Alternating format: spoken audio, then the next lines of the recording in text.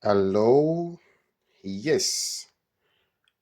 We welcome you back to PSSB, Physical Sciences Silver Bullet. It's me, Richard, once again, and we are looking at this question. It says, okay, we're having a van of 2,000 kilograms moving at 10 meters per second on a horizontal surface. So we're having 10 meters and we're having the mass. Um, is brought to rest. So we're having another velocity there in a distance of 15 meters when brakes are applied. And the question says, calculate the retarding force. Okay, this is what we are having so far. So when you analyze the question, this is what we see. We're having the mass, which is 2,000 kilograms.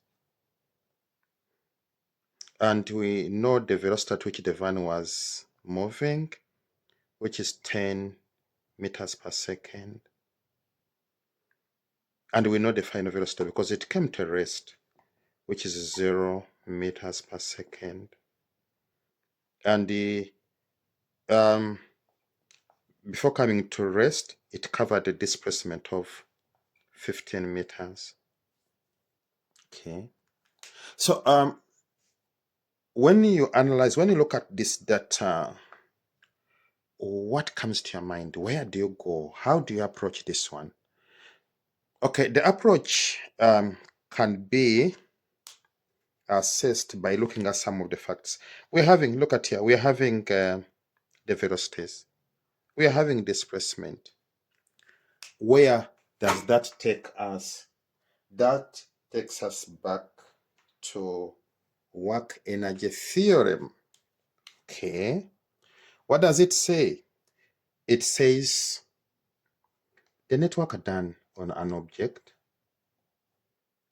is equal to change in kinetic energy.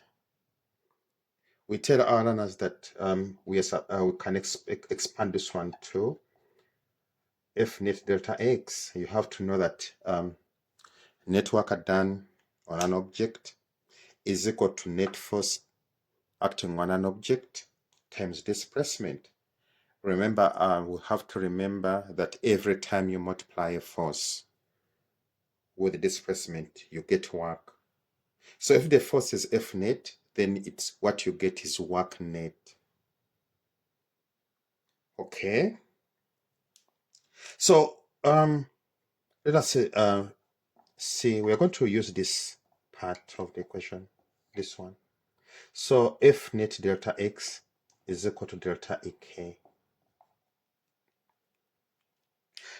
Now you have F net. Where do we get it from? That's when the free body diagram comes in. We are having the body on that ground. Remember that it's horizontal. Our assumption is that the body is moving that side. And we will have the forces which are acting. Okay. I normally tell people that it's very important that you have imagination in mechanics. Otherwise, it will be very hard for you. So if the body is moving and we are applying the brakes, the question is, can you apply the brakes and also apply the accelerator? The answer is no. So in other words, we don't have force applied here. The force which we have is F brake. They said opposing force, so it inculcates a number of forces. It can include force brake and friction. Whatever force is impeding the movement of this body is part of that resistive force. So we have that. When you have this, what do? You come to our F net. Our F net is equal to sum of the forces which are acting here. So what we know here is that we know our FB, and FB is moving in opposite direction to displacement. So it's going to be FB cos 180 degrees. What you get out of this one is going to be negative FB. Okay, what does that mean? You have to remember that here we have our F net, which we want to go. And we have just realized that it's substitutable with what?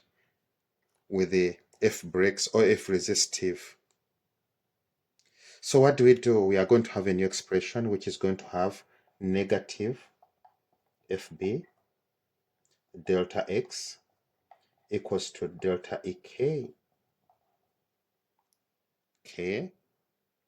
So from here, what do we do? What do we know? This is what we know. We know that we have velocities here. So we are forced to expand this one to incorporate them. So we are going to have negative FB delta X is equal to a half mvf minus a half mvi squared. Is that okay? So when you reach this scenario, you have to check, what does the question want? It wants average retarding force. It can be FBF resistive, you understand? So the question wants this. Okay, let's analyze the question. Do you have displacement? Yes, we have it. It's here. Do you have mass? Yes. Initial velocity and final velocity are all given. So the question is done. What comes after here is simply substitution. Okay, let's substitute and see what we get. So after substitution, this is what we get. You have minus or negative 15 FB equals to that negative value that side. So what do? Obviously, we know that the negative will cancel out, and you have your force brake or force resistive, which is going to be 100,000 over 15. And what do we get from there? So this is what we get after substitution. Okay, so we see you in the next video. We urge you to subscribe if you have not done so, and we urge you to interact with us. The channel is PSSB, Physical Sciences Silver Bullet, and it's Richard behind the channel. See you next time. Bye.